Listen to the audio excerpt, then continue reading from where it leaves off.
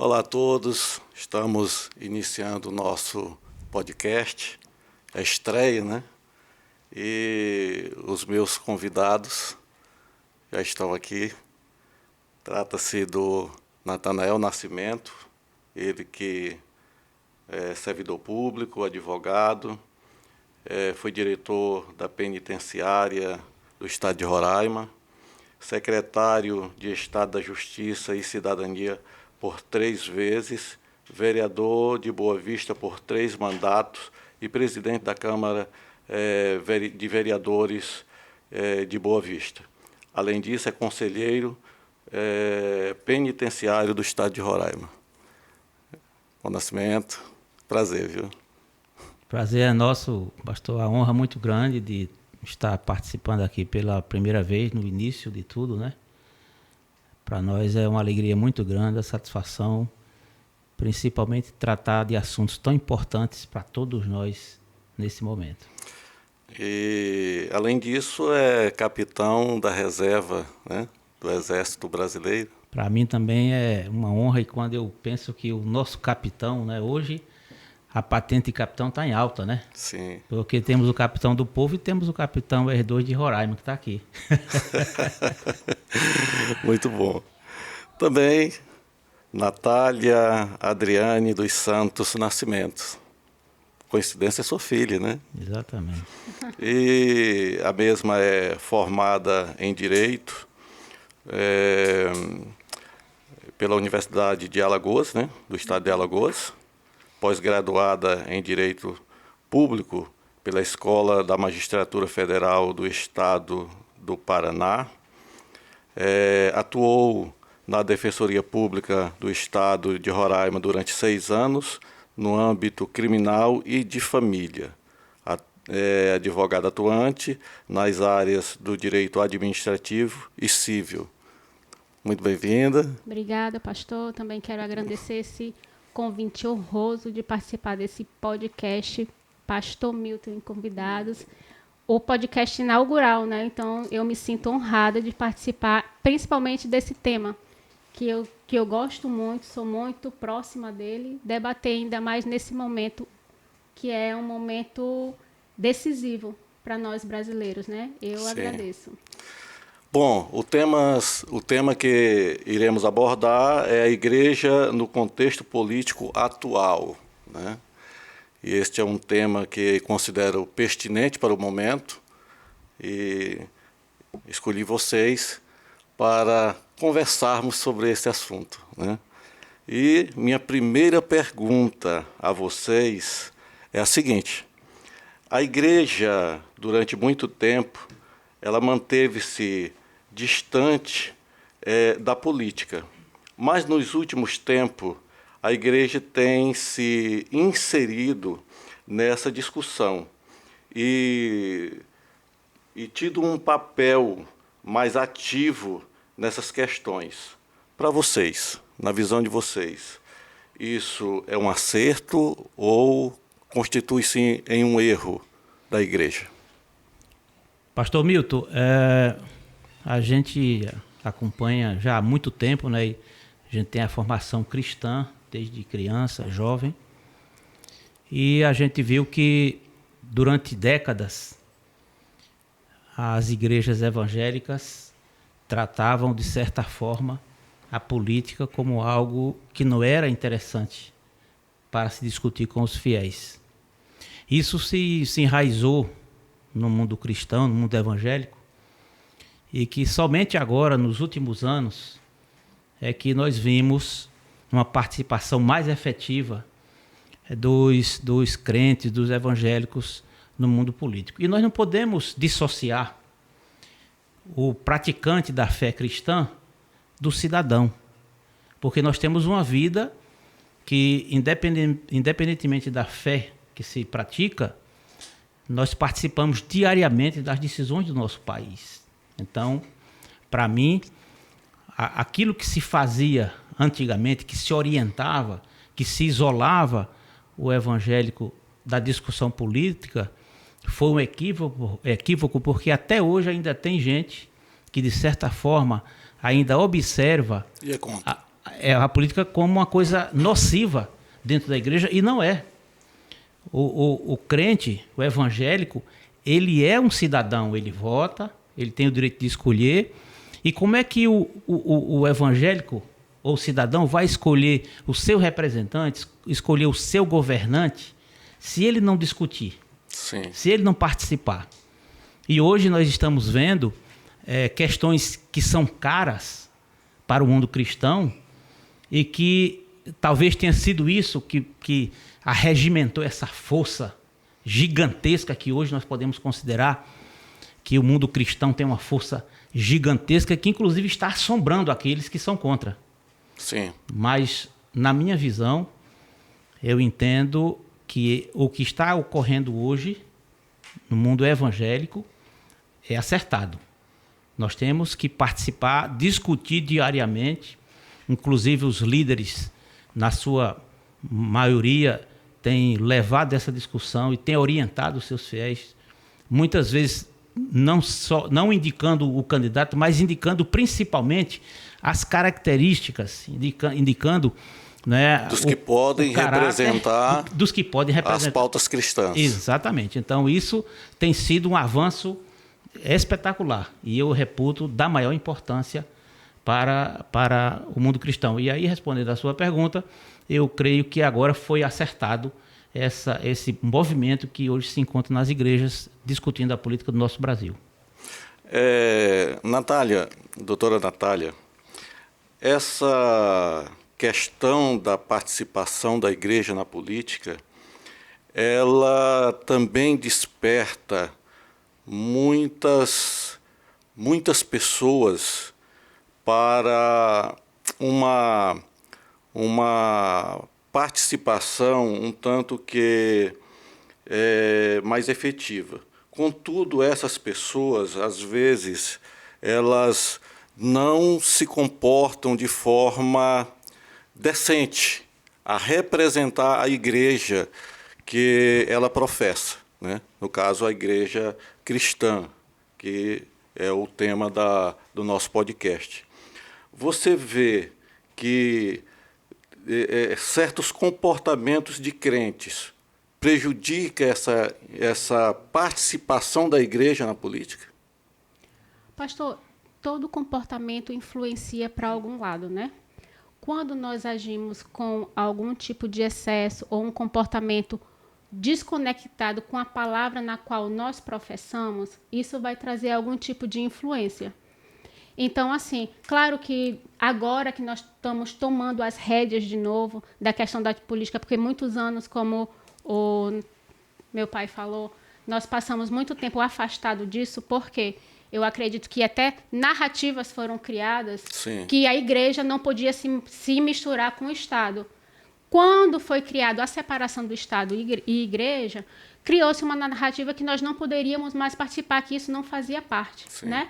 Então demonizaram e enraizaram dentro de nós essa condição apartista de não participar dessa política. Com esse regresso, com essa tomada de rédeas, até nós estamos tentando um comportamento assim que até então era desconhecido para a gente.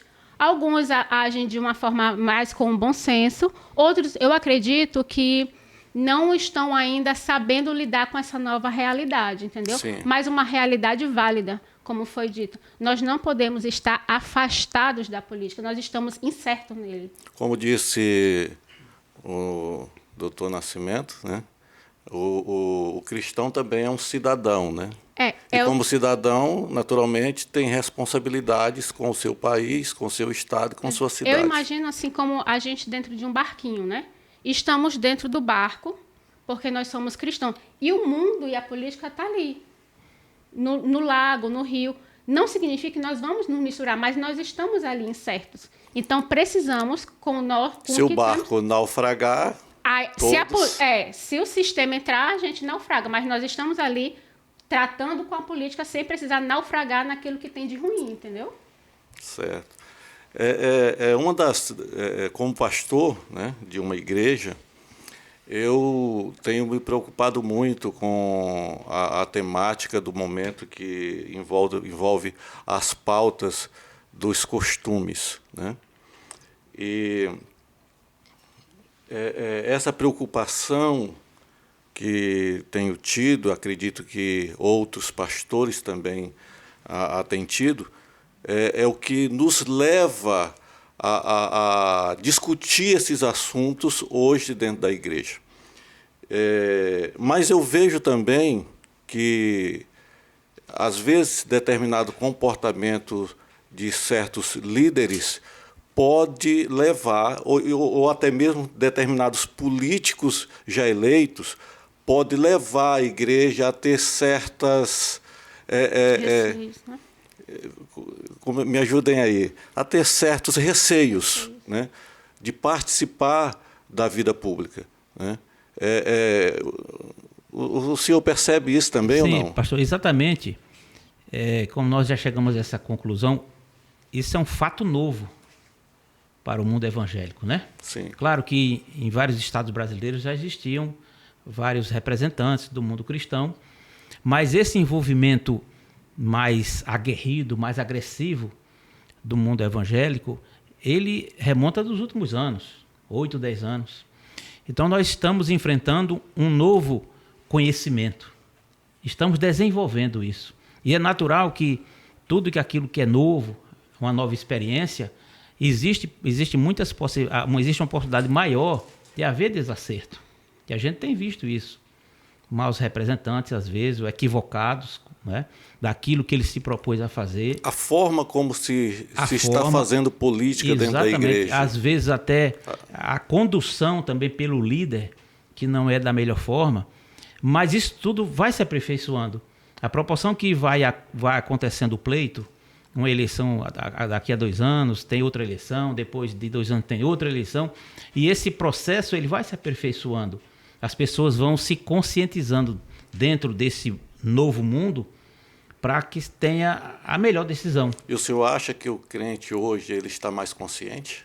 Com certeza, com certeza. Nos últimos 4 anos, houve uma revolução no eleitorado brasileiro, desde a eleição do presidente Bolsonaro. E principalmente nas igrejas, aí é que a gente vê exatamente esse desenvolvimento, né? As pessoas discutindo em casa, com a família, no restaurante, com os amigos. Então, isso mudou muito. E esse conhecimento ele é fundamental, porque como é que a gente ia decidir uma eleição se nunca se falava em política? Porque não se pode falar de política. Política é coisa do diabo, e não é. A gente tem os exemplos na Bíblia. É a arte, né, de bem administrar o povo, né, então, o público. Né? Exatamente. Então, nós temos que ter essa participação. E nós só vamos aperfeiçoar a nossa democracia, entre aspas, né, hoje, né, a gente pode falar assim. Nós só vamos aperfeiçoar com o exercício do voto. Então, a primeira eleição, de repente, aquele grupo elegeu uma pessoa que não representou bem da forma que esperava, na outra eleição já se melhora, e assim vai. Tanto que hoje a gente já vê, por exemplo, trazendo para um contexto geral, se nós formos analisar, todos nós vamos concordar que hoje a eleição no Congresso Nacional melhorou e muito da última eleição, da eleição passada. Hoje nós temos um Congresso mais conservador. Um Congresso com mais... Isso reflete que a conscientização do povo ela melhorou e muito. Melhorou e muito. Então, aí nós podemos trazer esse exemplo para o nosso mundo aqui, o mundo cristão. Que com essa discussão, que hoje é possível, que já não se tem mais aquele receio, aquele medo, pelo menos está reduzido, né, de falar de política, apesar, como eu já adiantei anteriormente, que ainda existe algum grupo, algumas pessoas que ainda têm esse receio, que ainda têm esse ranço de antigamente, né? Sim. Mas houve um avanço muito grande. E eu creio que nessa eleição, na próxima eleição, isso vai se aperfeiçoando e vai chegar a ser uma coisa natural, normal. Ainda mais porque o cristão, por si só, ele percebeu que a política não é um assunto separado do que nós defendemos. Essa política mais consciente do cristão é porque ele entendeu que por trás da política tem as nossas pautas, tem aquilo que nós defendemos na Bíblia. Sim. Eles estão mais conscientes porque sabem que não é a política pura e simplesmente... Não, é só um político que vai influenciar na coisa pública. Não, o que ele vai influenciar lá dependendo de como eu escolher, vai influenciar dentro da minha igreja, dentro da minha casa, dentro da minha escola, com as pautas dentro da família. Dentro da família, aquilo que eu professo, a minha religião ou não. Então, o crente, o cristão, de um modo geral, ele despertou para isso. Não, eu não estou defendendo só um político, estou defendendo aquela ideia que tem por trás dele. Ele, no caso, está defendendo aquilo que ele acredita, que ele baseado acredita, exatamente. na sua fé. Exatamente. E a maioria do Congresso mostra que os cristãos, hoje em dia, têm essa mentalidade conservadora ainda. Mesmo que a mídia e outros veículos de comunicação queiram tirar isso, nós conseguimos retornar a nossa consciência, a nossa convicção, que foi o resultado dessas eleições agora. Mas veja, doutora Natália, a igreja ela tem um posicionamento mais conservador, não é isso? É lógico que no meio da igreja ainda tem pessoas com tendência socialista, né? Um pouco mais progressista. Mas, pelo fato da igreja ser, ou ter esse caráter mais conservador, ela não está comprando uma briga e constituindo para si inimigos muito poderosos que poderão afetar o bem-estar da igreja no contexto atual? Ah, com certeza. E é o que nós estamos vendo hoje, né? A nossa pauta conservadora vai de encontro à pauta progressista. Você acha que a igreja está preparada para enfrentar esse desafio, essa oposição? Pastor, nós estamos conseguindo achar armas para poder bater de frente com eles. Nós não estamos totalmente preparados, mas nós estamos em guerra e aprendendo a lidar com essa nova situação. Doutora Natália, a igreja ela tem um posicionamento um tanto que conservador. Com essa participação ativa na política, ela não estaria atraindo para si inimigos e sofreria com isso ataques que poderiam, de certa forma, trazer um certo prejuízo para a instituição ou para as igrejas? Ah, com certeza. E esses tipos de perseguições e problemas nós estamos vivendo no dia de hoje. Porque eu acredito que hoje a política que nós estamos vivendo não é um fato somente por um modelo econômico ou por outras razões. Nós estamos tendo essa perseguição por um ponto único, que é o cristianismo. Porque a nossa pauta conservadora, ela vai de encontro àquilo que o socialista prega, o que o socialismo tem na sua raiz. Na sua opinião, então, a igreja ela não tem espaço dentro de um contexto socialista, dentro de um projeto socialista de nação. Ela não conseguiria se inserir dentro deste modelo. Não, porque o socialismo que ele vem de quem idealizou o socialismo, que é o Marx, para ele temos que abolir a religião. Ele acredita que a religião é uma continuação... Uma espécie de droga, né? Ele diz que é do ópio, né? Mas que é uma continuação da opressão que eles tinham. Então, não tem como o socialismo...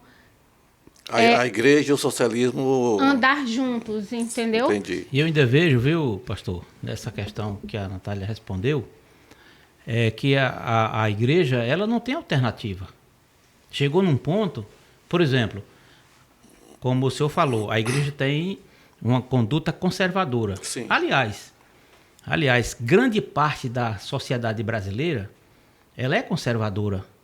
Nós não tínhamos representante. Mas esse ponto do conservadorismo da nação brasileira, ele provém da própria cultura judaica cristã. Exatamente, né? Perfeito. Mas aí ele ficava meio que volúvel, esse meião aí, porque nós não tínhamos representantes, nós tínhamos falsos conservadores. Sim.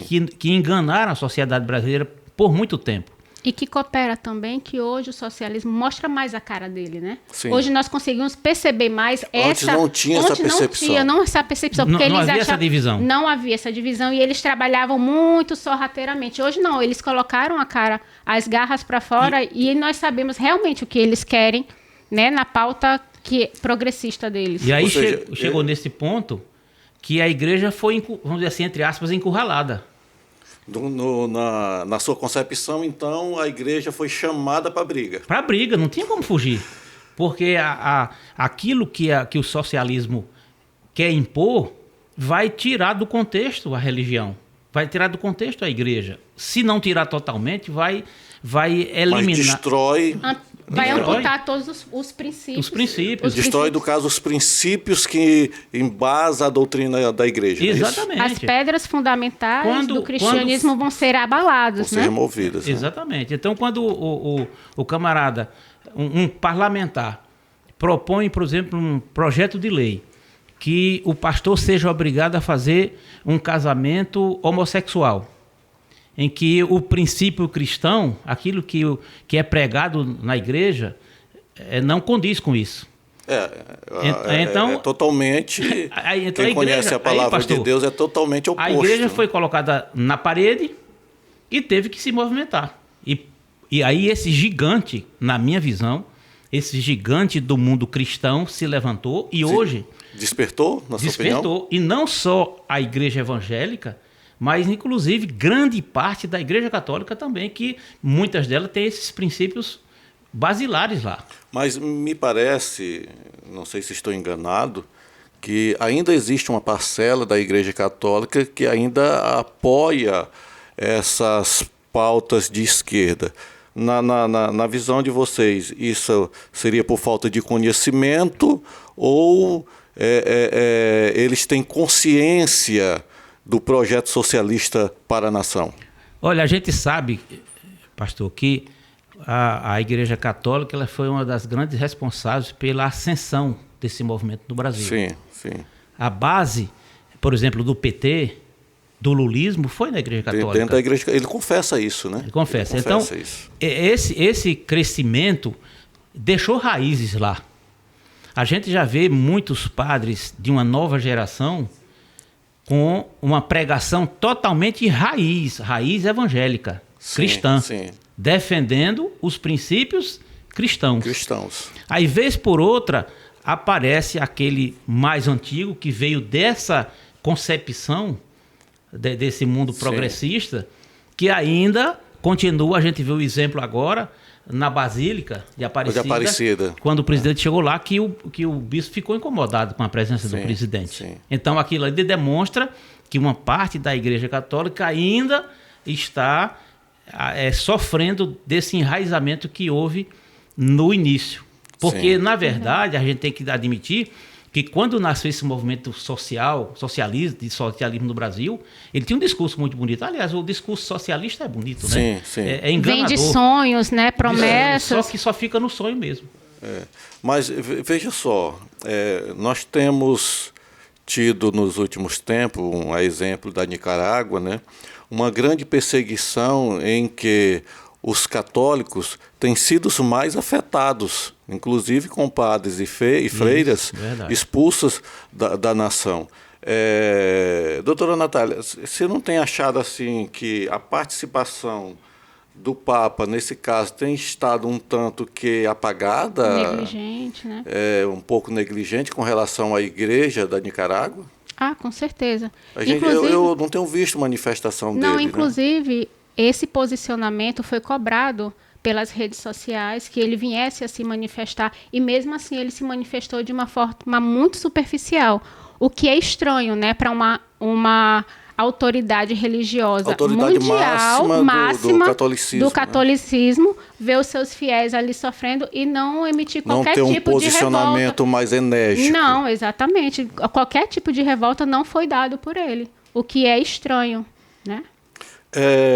Existe uma premissa que diz que igreja e política não se misturam. Essa premissa é uma premissa verdadeira ou ela foi criada para manter a igreja um tanto que distante da política ou da discussão política da nação?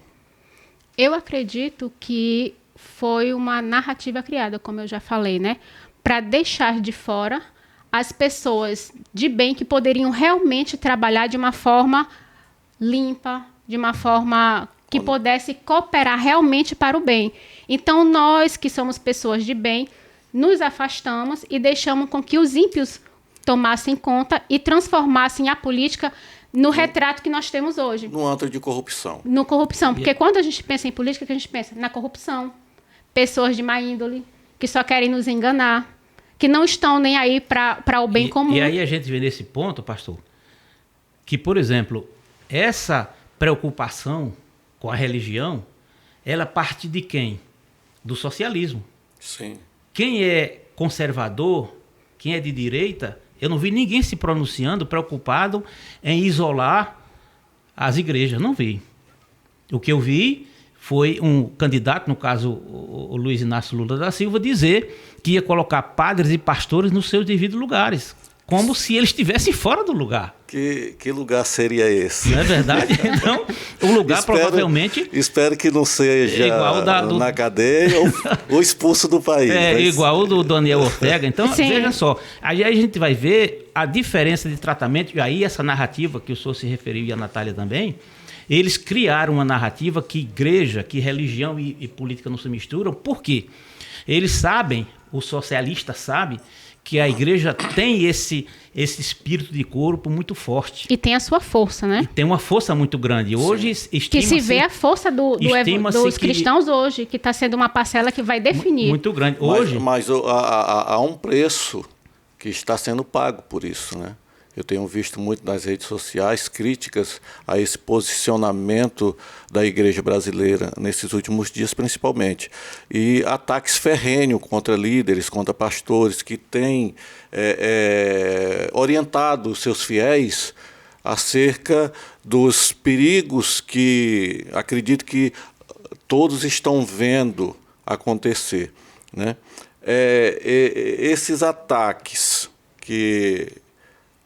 tanto a igreja como os seus líderes estão sofrendo, é basicamente pelo fato de a igreja ser conservadora, ter se posicionado do lado conservador, ou isso é algo que está enraizado na própria doutrina socialista? Eu creio que se juntam as duas coisas, pastor. Por quê? Eles sabem que o que eles têm para oferecer, nós não queremos, nós não aceitamos. Então, há um choque de ideias, né? Sim. Eles têm ideias progressistas e nós temos ideias conservadoras. Então, isso é natural que haja essa repulsa. Então, por conta disso, eles criam essa narrativa, de dizer que a religião, que a igreja não se mistura com a política, que é exatamente para afastar, porque a gente vê hoje, por exemplo, que estima-se que no Brasil tenha entre 40 a 50 milhões de eleitores cristãos. Então, só evangélicos. Quer dizer, é um universo gigantesco que praticamente garante uma eleição de um presidente. Com mais um pouquinho dá uma eleição de um presidente. Sim. Hoje a força evangélica ela é tão grande que é capaz de eleger um presidente se houvesse uma unidade de todos. Exatamente. Então eles viram esse gigante e eles estão procurando de todas as formas aniquilar. O senhor acha que eles ficaram assustados? Com certeza. Com certeza. E talvez absoluta. Isso tenha feito com que houvesse uma reação tão forte contra a igreja? Exatamente. Eles tentaram aniquilar. Só que a proporção que eles foram atacando, a igreja foi crescendo. Porque é como eu disse alguns instantes atrás, a igreja foi encurralada, então tinha que tomar uma posição. Porque ou a gente se mobilizava, se movimentava, ou seria aniquilado, como está acontecendo em vários países do mundo e que o socialismo tomou conta. E esse discurso foi... Nós acabamos que acreditamos nisso, porque hoje, se você for tratar alguma coisa de política dentro da igreja, você ainda vai ter uma certa resistência. Nesses últimos tempos, não. Está tendo uma relativização, as pessoas estão mais adeptas a entender sobre isso.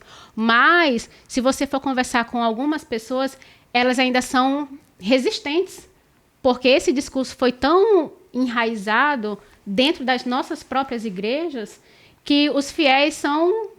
Na sua concepção, então, todos nós temos um pouquinho de socialismo ainda impregnado em nós. Temos que tirar esse socialismo ainda. É isso? Ainda. Ainda, né? Doutor Nascimento, o socialismo ele tem embasado o seu discurso na defesa do pobre, do trabalhador e das minorias, né? Na sua opinião e pelo que o senhor tem visto, no caso concreto, eles têm conseguido entregar resultado nessas pautas, eles têm conseguido, por exemplo, tirar o pobre da pobreza, eles têm conseguido dar melhor condições de vida ao trabalhador. Essas pautas nos países, por exemplo, onde se implementou o socialismo, elas foram alcançadas a contento? Veja, pastor, a base principal do socialismo é a igualdade, né? Sim. A divisão de bens igualmente, para todos. Sim. A divisão da produção, a divisão de tudo. Só que essa divisão, ao invés de ser uma divisão para melhor, ao invés de melhorar a situação daquele que está pobre, quem tem um pouco fica sem nada e o pobre fica paupérrimo. É o que nós estamos vendo em fato concreto hoje, e nós temos exemplos hoje aqui na América Latina, mas temos a oportunidade aqui em Roraima de ter um exemplo do nosso lado. Aliás, nós estamos pagando... Nós temos um exemplo do nosso lado. Nós estamos pagando, né? Que é a Venezuela. O povo de Roraima paga por isso. Grande parte da sociedade roraimense sofre também com as consequências do socialismo na Venezuela, porque o povo venezuelano necessita fugir da miséria, da perseguição, né? E ele vem para o Brasil e termina. Roraima ainda é um estado pequeno que não suporta a demanda e termina sofrendo. Então, em caso concreto, o socialismo, aquilo que ele prega, o que ele anuncia que vai ter, ele entrega totalmente ao contrário daquilo que é anunciado. Nós temos uma casta que vive nababescamente, né, que vive no glamour, mas 90% a 95% da sociedade na miséria. A gente vê o exemplo agora da Argentina, mas, que afundou rapidamente na pobreza. Sim. São vários exemplos que temos ao nosso redor, na nossa proximidade, nas nossas fronteiras. Mas, doutora Natália, com tantos exemplos assim, né, e tivemos até há pouco tempo um governo de esquerda, né, raiz, que foi o governo do PT. Por que ainda muitos brasileiros se deixam seduzir por tais promessas? Foi o que nós acabamos de falar, né, algumas perguntas atrás. O discurso do social, o discurso do igualitário, ele é muito sedutor. A pessoa que está ali, que vai ser convencida desse discurso, é aquele pobre que não tem expectativa de vida, muitas vezes que está ali no Nordeste, nos piores índices do Brasil. Então, o discurso social é aquele: olha, eu te prometo que no ano que vem você vai ter uma vida melhor, o seu salário mínimo vai ser melhor, nós vamos dar os planos sociais que você tem, vai ter água, vai ter picanha. Então, esses discursos de promessas são mais sedutores do que aquele da realidade, que a gente fala: olha, o Brasil só vai poder andar se houver cortes aqui, tem que reter uma responsabilidade fiscal ali, não podemos fazer tudo que nós queremos, porque nós temos um histórico de dívidas desse mesmo sistema que nos prende a fazer aquilo que nós queremos. Então, querendo ou não, tem pessoas ainda iludidas nesse discurso com a falsa esperança de que pode mudar de vida através de um sistema que só nos trouxe corrupção e endividamento, entendeu? Então, eu acredito que esse discurso humanitário que o pessoal do socialismo faz, que chega mais perto do humano, do social, ele é mais carismático. E aquelas pessoas que não têm muito senso crítico, que são pessoas mais vulneráveis socialmente, elas tendem a ir mais para esse discurso esquerdismo. Discussão aí, pastor, além disso, ainda tem parte da sociedade, da elite inclusive, esses que são influenciadores, e aí eu vou puxar alguns pontos. Por exemplo, os beneficiários da Lei Rouanet. Os artistas. Os artistas que até hoje choram, criticam de forma contundente, às vezes agressiva, porque perderam a mamata que tinham, isso é verdade, a mamata. Então, essas pessoas estão com saudades. Estão com saudade da mamata que tinham, né? Alguns chegam a dizer que estão com crise de abstinência. De abstinência, né? Exatamente, porque era dinheiro público e era por isso que o dinheiro não dava para nada. Esse dinheiro era todo direcionado para a classe artística, era direcionado para blogueiros, para as pessoas dizerem que o governo estava bem, né? Que o país estava às mil maravilhas. Estava às mil maravilhas. A gente via a rede de televisão, por exemplo, como a Globo, que fazia uma propaganda estrondosa do governo, mas a gente depois foi descoberto o real motivo, porque a Globo ela detinha praticamente 90% da propaganda do governo, isso sem falar nos escândalos de corrupção que foram denunciados e comprovados de desvio de dinheiro para esse tipo de gente. Mas estamos já entrando numa seara jurídica, né? O fato é que, apesar de tantos processos e a maioria deles terem sido comprovados esses desvios, hoje nós temos um candidato que, apesar de ter sido condenado, né, em 3 instâncias, teve seus processos anulados e hoje é candidato à presidência da República.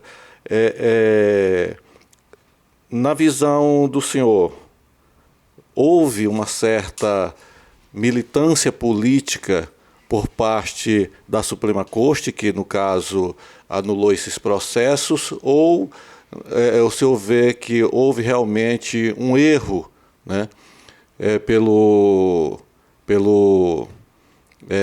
cometido no caso... No juiz de Curitiba. Sim, no juiz Pastor, de Curitiba. Vamos analisar o seguinte. É um erro formal, por assim dizer. Vamos analisar o seguinte. Quantos pedidos foram feitos, né, no decorrer do processo? Muitos.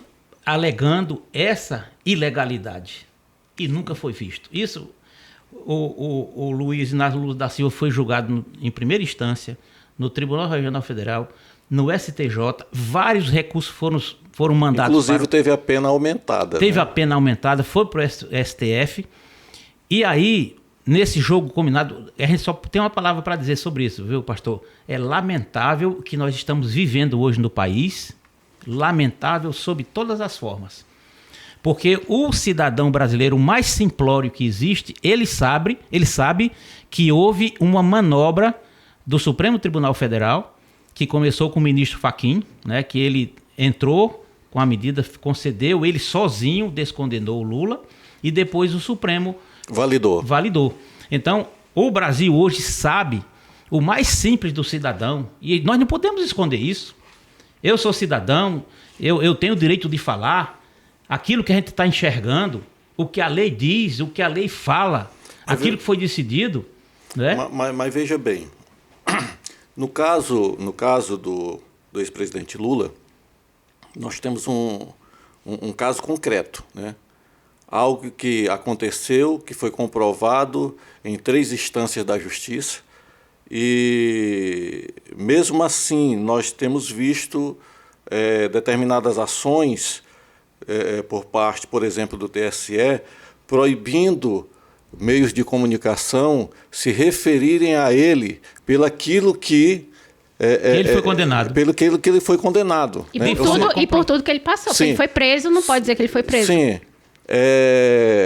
Em contrapartida, a gente observa que todos os pedidos relacionados ao presidente Bolsonaro, por exemplo, quando ele é xingado de genocida, de bicicletista, taxista, a gente observa que não tem essa mesma rigidez, né? A gente vê, por exemplo, nesse caso, o tribunal considerou que era direito de expressão, né? Quer dizer, não há uma certa disparidade no tratamento pela justiça em relação aos dois candidatos? Totalmente. Hoje nós estamos vivendo um momento muito dramático na política brasileira, porque Hoje já tem uma repercussão, inclusive, internacional. Jornais americanos publicando já o desenfrear do TSE, né? Que é uma ramificação do STF.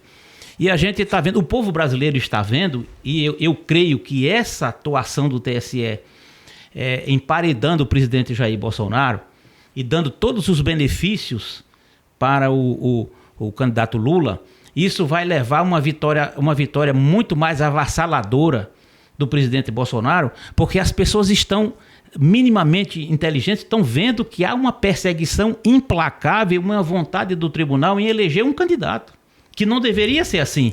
A justiça brasileira, e principalmente o Tribunal Superior Eleitoral, ele tem que ser absolutamente imparcial. Ele não tinha que enxergar o nome do candidato. Primeiro, não teria nem que ter reuniões. Por que tem que ter reuniões com partidos que estão tendo candidatos à eleição? Exatamente. Mesmo que não tenha parcialidade, isso transmite uma visão de imparcialidade que deveria ser retirado. Por que parcialidade. De parcialidade que deveria ser retirado, entendeu? Exatamente. Os tribunais estão sendo partidaristas, o que não deveria ocorrer. É lamentável que com essa política está trazendo uma insegurança jurídica para todo o sistema judiciário. Ninguém sabe mais o que é certo. Ninguém conhece mais o direito. Não, ninguém conhece. A Constituição não está sendo mais respeitada. Eles não têm mais devido ao processo legal. O Ministério Público não serve mais para nada. Só quem manda ali é uma pessoa que decide e pronto. E ainda decide fora dos termos da Constituição. No caso mais recente, que foi a censura sofrida pela Jovem Pan, e me parece que o canal Brasil Paralelo, no caso da Jovem Pan, eu vi um dos comentaristas da rádio dizer que o jurista da emissora não souberam dizer para ele como fazer, porque eles questionavam, não, a lei diz assim, né? Mas a resolução do TSE diz assim. Então, o que vale? A lei ou a resolução? Então, o mundo jurídico hoje está completamente... De ponta cabeça. De ponta cabeça, né? Eu vejo certos juristas de nome, como o Dr. Ivis Granda, né? Modesto Carvalhosa, que tive a oportunidade também de estudar quando fazia direito, atônitos, perplexos com o que está acontecendo. Né? Vocês acham que a população mais simples, que não tem conhecimento do direito, também tem essa percepção? Olha, pastor, o problema é que a grande mídia, né, que essas pessoas, na sua maioria esmagadora, assiste, essa mídia, ela está concordando com tudo isso. Ela está achando que está certa. Embora essa censura à Jovem Pan, ela trouxe um reflexo muito grande. Porque a Jovem Pan é uma rede secular. A Jovem Pan é uma rede de quase um século. Então tem um nome internacional. É um nome forte. Nome forte. E aí vem um choque muito grande, porque uma resolução, pastor, é incrível, uma resolução está mudando a Constituição do Brasil. Porque a Constituição ela é assim, mais clara do que o sol do meio-dia. Ela diz que não tem censura para nada. Não pode ter censura. A pessoa, se ela for ofendida, né, ela tem um processo legal. Existem mecanismos legais. Exatamente. E a situação é tão grave que não é só uma insegurança jurídica, é uma insegurança institucional. Porque aí o Senado está calado. Onde deveria trazer o equilíbrio das instituições e trazer o status quo de equilíbrio. Não, eles estão calados. Estão coniventes com os abusos que estão sendo perpetrados pelo STF e TSE. E hoje existe um medo, pastor, a gente vê nos canais, no canal de televisão especificamente, na Jovem Pan, e no pessoal que trabalha os youtubers, todo mundo com medo de falar. Quer dizer, aquilo que a Constituição preserva, que ela protege, e as pessoas não estão tendo segurança nenhuma porque a palavra de um ministro ou a decisão de um ministro totalmente contrária à Constituição está valendo. Essa sanha, ela tende a continuar ou ela vai recuar? Pastor, o ditador, ele não tem limites, né? Eu vejo que, por exemplo, a mídia tradicional que apoia esse tipo de comportamento, muitas vezes eles não analisam, e às vezes por ignorância mesmo. Ignorância total, porque não teve uma jornalista da CNN que disse que a frase que estava escrita na bandeira do Brasil, independência ou morte? Quer dizer, então é ignorância absoluta. Absoluta. Então muitas vezes a pessoa olha assim e não imagina que o ditador, ele está perseguindo alguém hoje, mas o ditador, ele não tem limites. Ele está de quem está contra ele hoje, mas amanhã ele pode estar contra aquele que era a favor dele também. Mas o que se percebe é que a grande mídia, elas justifica o que hoje está fazendo baseado no fato em que, para eles, o Bolsonaro é um perigo muito maior à democracia do que o próprio Lula, né? Do que o próprio PT. Essa justificativa, ou eu posso dizer, esse pensamento, né, que permeia a mídia atual, ele se justifica diante eu posso dizer, do caso concreto, diante do que temos visto?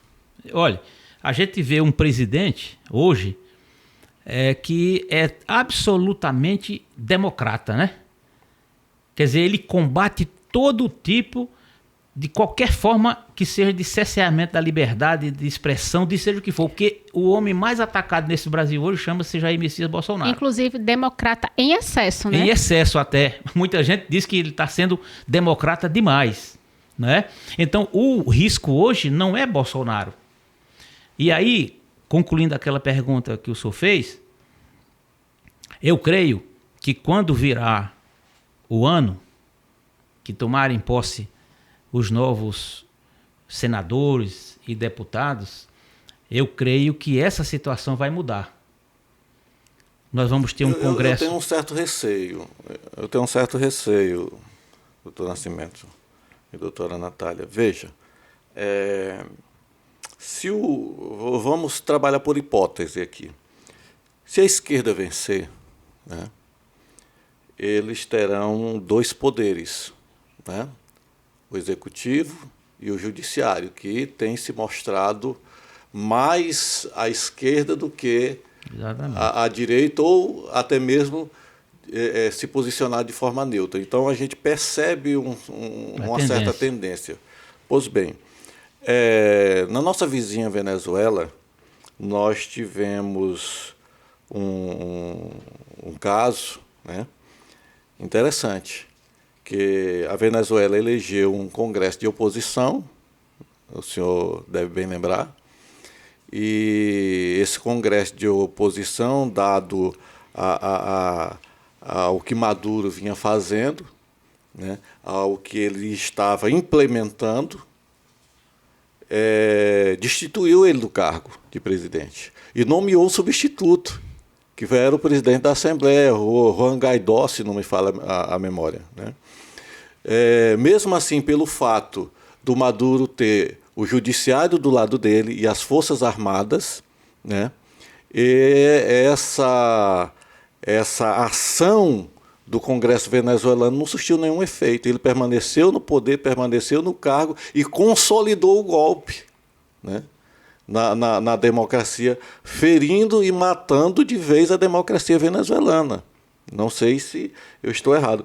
Então, assim, se a esquerda, há um medo generalizado, né? Eu tenho meus temores também, mas se a esquerda voltar ao poder, vamos supor, se a esquerda volta ao poder, não existe esse perigo de acontecer também no Brasil? Existe, pastor. Agora só que tem um detalhe. Há uma diferença muito grande do Exército ou das Forças Armadas brasileiras em comparação com a venezuelana. Tanto que o Zé Disseu já fez vários comentários nesse sentido, dizendo que um dos equívocos deles, um dos erros, foi não ter cooptado, não ter conseguido se infiltrar nas Forças Armadas. Que agora, se eles voltassem, é o que eles pensam, eles vão tentar controlar as Forças Armadas. E a gente viu que durante todo esse processo, os nossos chefes militares, eles se mantiveram numa posição muito firme. E eu acho muito difícil que a esquerda, que o socialismo consiga cooptar as Forças Armadas. Porque há uma formação muito rigorosa, uma formação muito firme, muito consistente, principalmente do alto escalão, né, de coronéis, generais. Eles são homens realmente muito bem formados, com um caráter extraordinário. Eu tenho assim, não sei se eu estou errado, mas assim, é algo meu, né? Eu tenho uma hora que eu penso que tem algumas melancias. Olha, pai, a gente não pode. Em todo um meio que tem muita gente, que tem, né, um número muito grande de pessoas envolvidas, o ser humano, isso pode falhar, pode acontecer.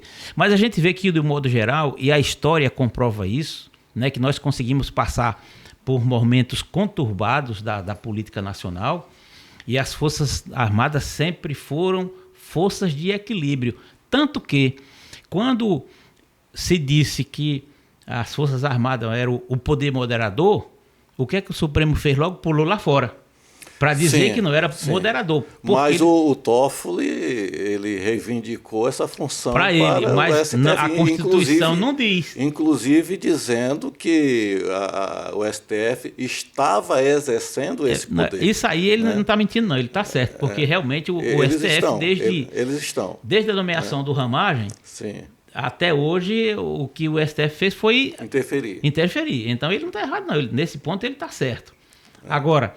Mas quem lê a questão aqui é o artigo 142, né? Mas quem lê bem o artigo 142, nas entrelinhas, você percebe esse papel das Forças Armadas, né? Sim, que é a manutenção da democracia, a manutenção da lei e da ordem da nação. Dá a entender que as Forças Armadas, apesar de não estar de forma explícita, mas a gente consegue perceber lá de forma implícita de que esse seria o papel das Forças Armadas. Se houver um conflito entre os poderes, os poderes vão sair brigando no tapa? Não. Quem tem que interferir, porque em última instância quem tem o poder, quem tem a força é quem tem o fuzil. É quem tem a baioneta, é quem tem a força policial para controlar. Então, se houver esse choque entre os poderes, são as Forças Armadas que vão interferir para a garantia da lei, da ordem, para a garantia da democracia. Da democracia, que seja tudo retomada das instituições. Cada um para o seu devido lugar. E é por isso que hoje ainda se reclama muito, tendo em vista essa interferência constante do Supremo Tribunal Federal, tanto no Executivo quanto no Legislativo, porque a gente tem visto o Executivo e o Legislativo serem atingidos por decisões do Supremo, não é? E muitas vezes a gente vê cobranças até dos generais, dos chefes militares, as pessoas, alguns líderes, juristas, cobrando dos chefes militares uma atitude nesse sentido, porque está muito clara a interferência do Judiciário, tanto no Executivo e às vezes também no Legislativo. Olha, nos meus 50 anos de vida eu nunca vi uma política tão acirrada como esta, né? E temos observado todos os meios de comunicação, inclusive judiciário, artistas, atacando o presidente da República. E, dado a todas essas questões, nós temos também um processo eleitoral que tem despertado desconfianças de muita gente, né? E aí tem surgido muitas teorias ditas da conspiração, né? Essa desconfiança, na visão de vocês, do nosso sistema eleitoral, ela se justifica? Pastor, na minha visão, veja, quando se começou essa discussão, a principal reivindicação de quem desconfiava do processo de apuração de votos, até porque a Constituição diz que o voto deve ser apurado publicamente. Sim. Então, no atual processo não é público, porque quem apura é a máquina. Sim, eles dão um resultado. Dão um resultado. Na verdade, o que é público é o resultado, não a contagem. Não a contagem. Porque a contagem, ela acontece dentro do soft. Exatamente. Né? E, de acordo com as nossas leis, isso não é constitucional. Não é constitucional. Né? Então, assim, para se manter o atual procedimento, teria que primeiro mudar a lei, o que não foi feito. Não né? foi feito. Mas o fato é que existe essa desconfiança. Então, né? essa desconfiança, ela se acelerou, ela cresceu quando? Quando se discutiu que seria colocado o voto, a Impresso. complementação com voto impresso, e aí os ministros do TSE se mobilizaram Do STF também. do STF e foram para dentro do Legislativo. Aí é quando a gente fala da interferência do Judiciário no Legislativo, e foram para dentro do Legislativo para que esse projeto não passasse. Ora, mas houve anteriormente, salvo engano, uma lei que me parece que até de autoria do Jair Bolsonaro, que havia sido aprovada e inclusive já tinha sido colocada em prática. Alguns municípios, numa eleição passada, ainda tiveram o voto impresso, né? Como forma experimental, é verdade. Depois, o STF se reuniu e julgou que aquela lei era inconstitucional. Aí tentaram fazer por intermédio de emenda à Constituição, né? Foi quando, né, o então ministro, me parece que presidente do TSE, o Barroso. Foi para dentro do Congresso. Exatamente. Né? Então, essa atitude, né, dessa interferência para que não fosse aprovado o voto impresso, porque todos nós sabemos, o mais simples do cidadão sabe que com o voto impresso seria a prova dos 9. É inegável que com o voto impresso, fazendo a apuração do voto impresso, estava resolvido o problema. Então, com esse ativismo foi o que soltou os olhos para saber foi o que terminou acendendo, né, a chama da desconfiança. Mas por que não quer o voto impresso? Que é uma coisa que já tinha sido discutida lá atrás. É uma coisa que é constitucional, porque a Constituição diz que a apuração tem que ser pública e só pode ser pública se for com voto impresso. E por que essa preocupação em não querer o voto impresso? Então, a desconfiança, ela cresceu, na minha concepção, baseado nisso. Porque, peraí, por que não se quer o voto impresso? Que a gente sabe que, inclusive, o chefe do Executivo diz que se o problema for dinheiro, o governo federal vai repassar o recurso necessário para cobrir as despesas que têm que ser feitas. Mas, mesmo assim, eles resolveram não aceitar. E como a gente sabe que grande parte do Congresso Nacional, que eu creio que agora já houve uma mudança do comportamento do eleitor. Por quê?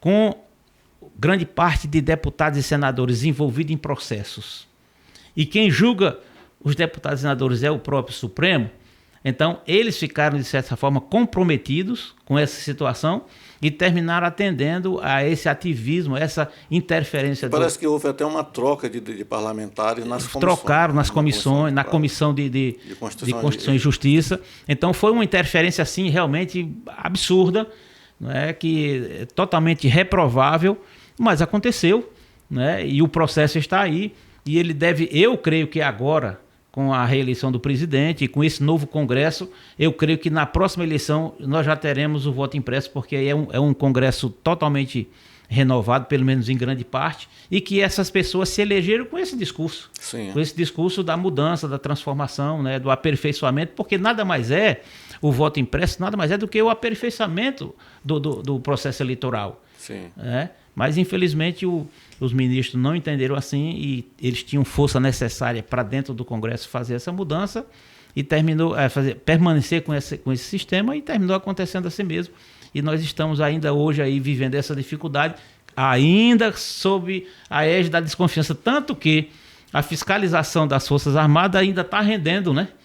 O ministro Alexandre de Moraes queria o relatório, o ministro da Defesa disse que só ia conceder depois do segundo turno, e está essa confusão. Por quê? Porque não tem um voto impresso. Se tivesse, essa discussão era inócua, não tinha mais essa discussão. Sim. E voltando a um ponto que a questão hoje amplamente discutida é a questão das urnas, né? Do processo que é acontecido nas urnas. E eu estava assistindo uma reportagem com o engenheiro que desenvolveu as urnas eletrônicas há 20 anos atrás, 25 anos atrás, 1995.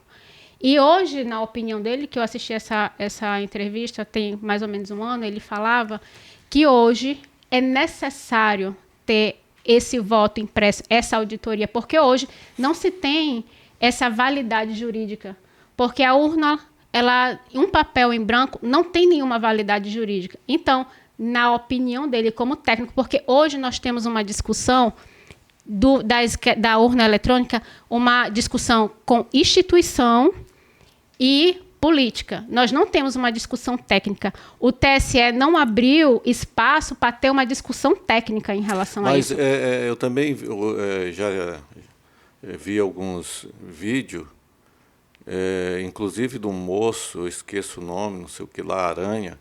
Ele participou de um evento, me parece que até realizado pelo próprio TSE, na Universidade de Brasília, e ele afirma que encontrou várias vulnerabilidades na urna eletrônica, né?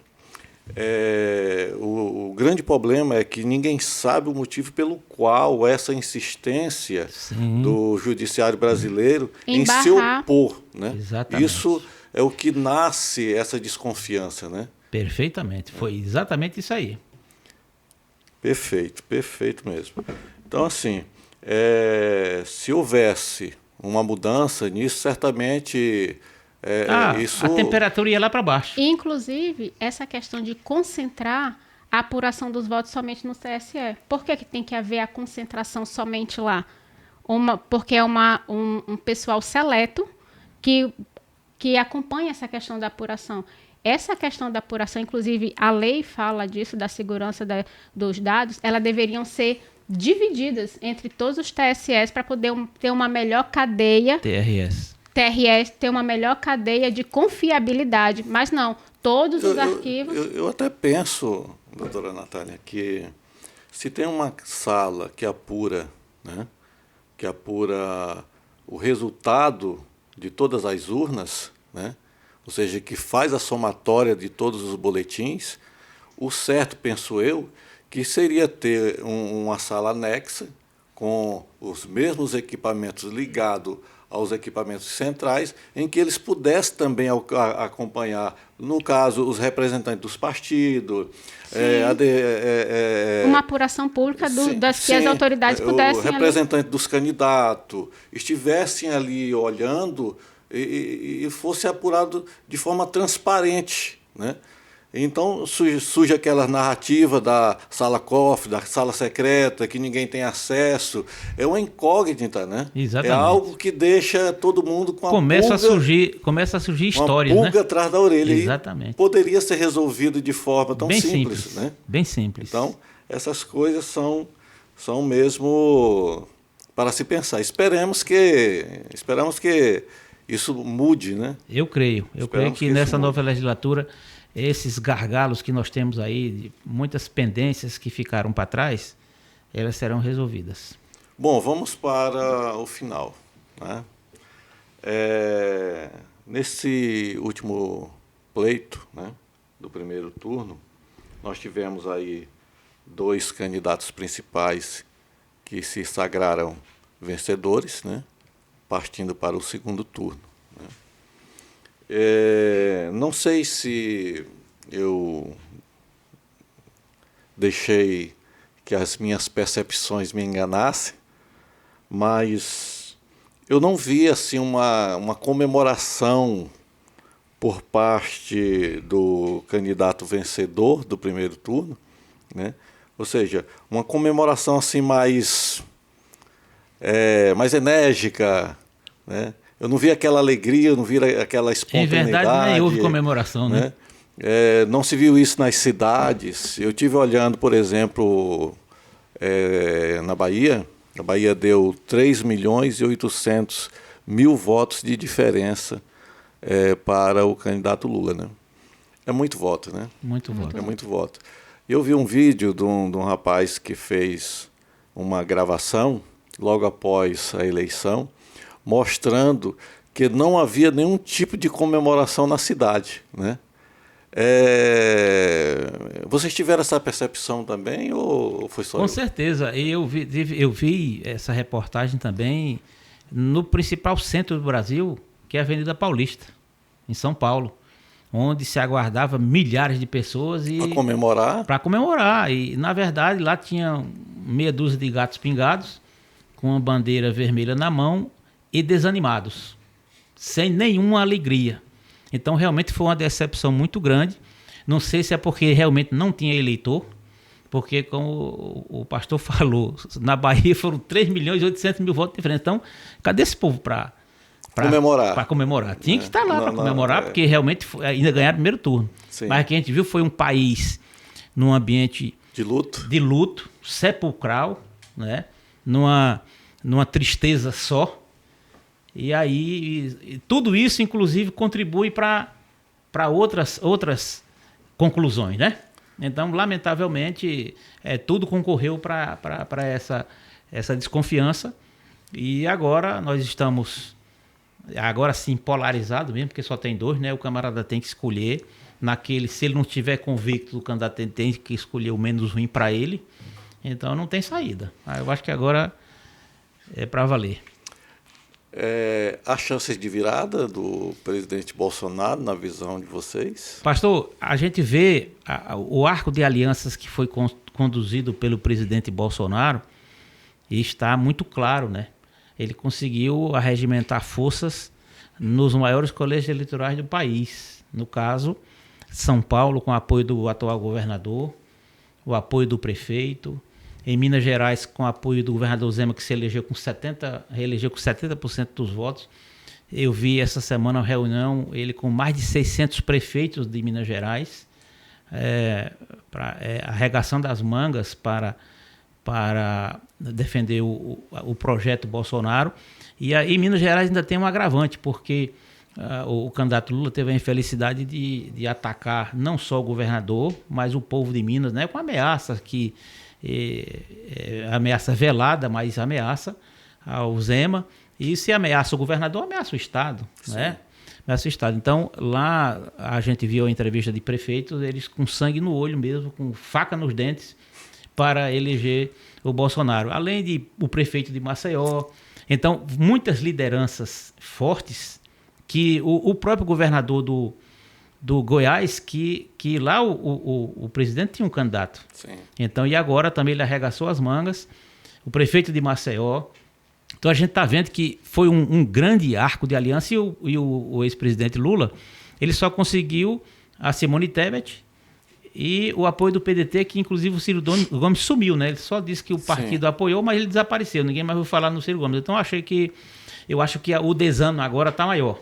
E eu creio que o presidente já virou, e vai ter uma vitória do povo brasileiro, uma vitória do Brasil, né, para que o país continue hoje nessa aceleração que está. Hoje o mundo está numa decadência, enquanto o mundo está sofrendo, a Europa sofrendo, a própria China, né, está tendo dificuldades financeiras, o Brasil está com uma economia forte, crescendo, em destaque no mundo inteiro. Hoje o país se impõe perante as maiores potências, respeitado pelos Estados Unidos, pela Rússia, enquanto que no passado aí o Brasil vivia em conluio com essas republiquetas ditatoriais que levavam o nosso dinheiro, né? Aliás, sim, e que o ex-presidente Lula disse que se ele voltasse a ser presidente, ele ia continuar mandando dinheiro nosso lá, esse dinheiro lá para essas republiquetas ditadoras aí da América Latina. Maduro deve estar feliz, então, né? O Maduro deve estar feliz com o possível retorno do Lula, né? dele, porque é mais dinheiro para lá, o Daniel Ortega também deve estar... Mas eu creio que o nosso dinheiro vai permanecer aqui, pastor, como já ficou nesses 4 anos. Deus queira, Deus queira. Se Deus permitir... Quer dizer, eu acredito que Deus quer, né? Mas existe a teologia, ela distingue a vontade de Deus em 2 tipos, né? A permissiva e a diretiva.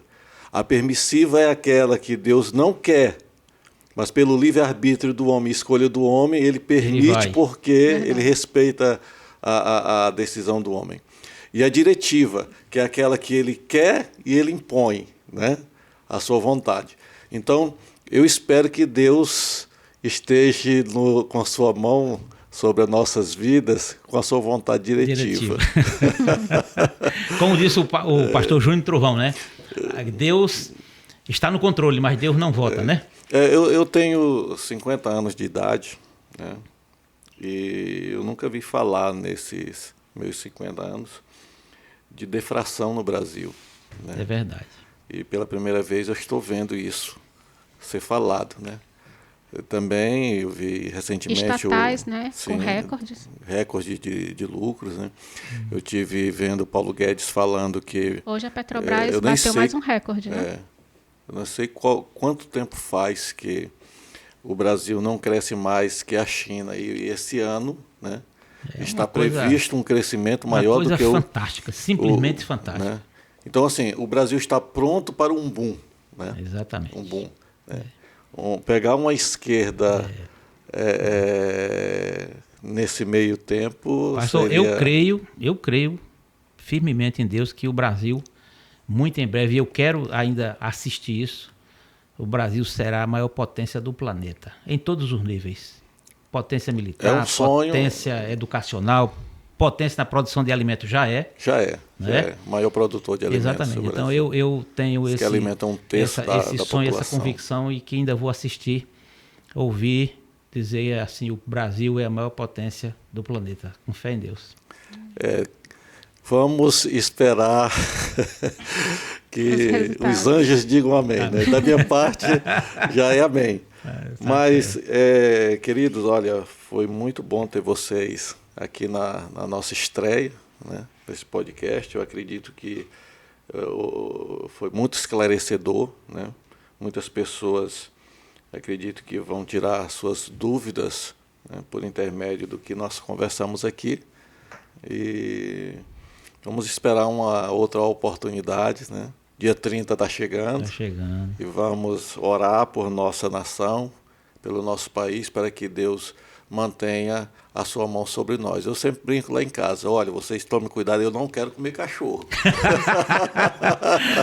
Pois é, pastor. Estou muito feliz, viu, pastor, saber que tive essa honra de ter sido convidado para iniciar esse seu trabalho fantástico, né? Isso pode ter certeza que levarei para a posteridade quando eu morrer daqui a 65 anos, quando eu estiver com 130 anos, né? Sim. Aí, até lá eu vou me lembrar desse momento ímpar que nós vivemos aqui. Sim. Eu tenho uma certa preocupação com o Brasil, porque assim, eu gosto muito de observar e tomar por exemplo as coisas que estão em nossa volta. E eu olhando aqui o que acontece com a nossa vizinha Venezuela, eu não quero isso para o nosso país. Com certeza. Né? E as pessoas às vezes não acreditam que o diabo é tão ruim quanto pintam, né? Mas o diabo é ruim. Né? E aí tem pessoas que querem pagar para ver. Pagar, né? Para ver. Não é saudável a gente aprender apanhando, né? O ideal é que você aprenda observando os exemplos, né? E não praticar aquilo que deu errado, né? Você fazer um bolo com uma receita que deu errado não é muito inteligente. Já sabe o resultado. Não é muito inteligente, né?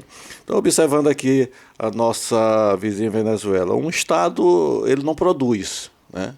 Tem pessoas que pensam que o dinheiro do Estado ele é infinito, mas o Estado não produz nada. O dinheiro do Estado provém do nosso bolso, né? Então, assim, quando o socialismo, o comunismo, ele chega e se impõe dentro de uma nação, ele interfere nas cadeias produtivas, né? Então, aumento de impostos, e vai indo e chega a um ponto, né, que quem produz ou cai fora ou fica pobre. Então, muitos deles, antes de ficar pobre, vão embora. Pega o que tem. Isso tem, enfraquece mais ainda a economia do país. Pega o que tem e vai embora. Com a saída do país de quem produz ou com a falência de quem produz, o governo não tem de quem cobrar impostos. Consequentemente, ele não tem como arcar com os programas sociais que eles, no caso, tanto gostam, né? E aí vem aquela receita venezuelana, né? Eles começam a fabricar dinheiro, né? E botam as máquinas para funcionar e fabricando isso. Só que isso vai gerar uma hiperinflação e o dinheiro vai perder o valor, né? É o que nós temos exemplo aí agora na Argentina e aqui também na Venezuela. E, consequentemente, isso vai gerar fome, né?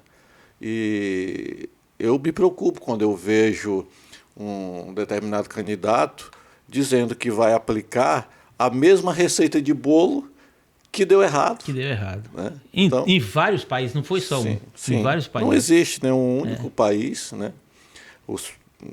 Eu ia abordar aqui, mas por questões de tempo fui obrigado a saltar. Mas existem muitos países que já experimentaram o socialismo e faliram. Né? Quando o Muro de Berlim caiu, dizem, eu fui testemunha porque vi, né? Ninguém correu para o lado oriental. Ninguém. Né? Foi só o contrário. Mas o lado oriental correu para o lado ocidental. Né? E eu sempre costumo dizer o seguinte: olhem para a Coreia do Norte e a Coreia do Sul. Nós temos dois modelos ali. Escolha o país que você quer viver. Né? Exatamente. Está ali, dividido por uma fronteira. Então, é essa a minha observação a todos. Quero agradecer, Natália, Deus abençoe. Amém. Nascimento, Deus abençoe. E todos que aqui cooperaram para a realização desse novo projeto. Amém. Deus abençoe.